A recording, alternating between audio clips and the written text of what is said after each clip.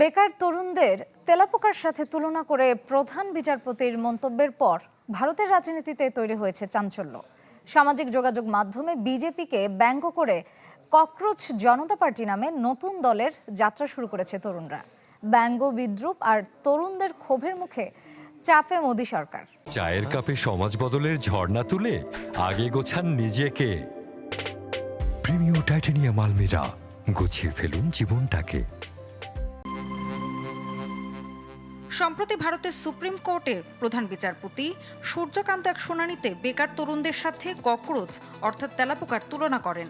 বলেন, এদের কেউ কেউ মিডিয়া, সোশ্যাল মিডিয়া অ্যাক্টিভিস্ট বা আরটিআই কর্মী হয়ে সবাইকে আক্রমণ করে। এমন মন্তব্য প্রকাশ্যে আসতেই সামাজিক যোগাযোগ মাধ্যমে বইতে শুরু করে প্রতিবাদের ঝড়। ক্ষোভ ছাড়ছেন ভিন দেশে থাকা ভারতীয়রাও। পাল্টা বিজেপিকে নিয়ে ব্যঙ্গাত্মক নানা মন্তব্য করতে শুরু করেন প্রত্যেকে।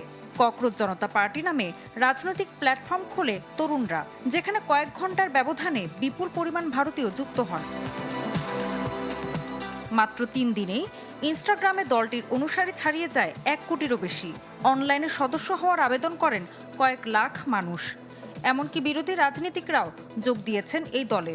অনেকের মতে এটা শুধুই হাসির বিষয় নয়, বরং মোদি সরকারের বিরুদ্ধে তরুণদের জমে থাকা হতাশা আর ক্ষোভের বিস্ফোরণ।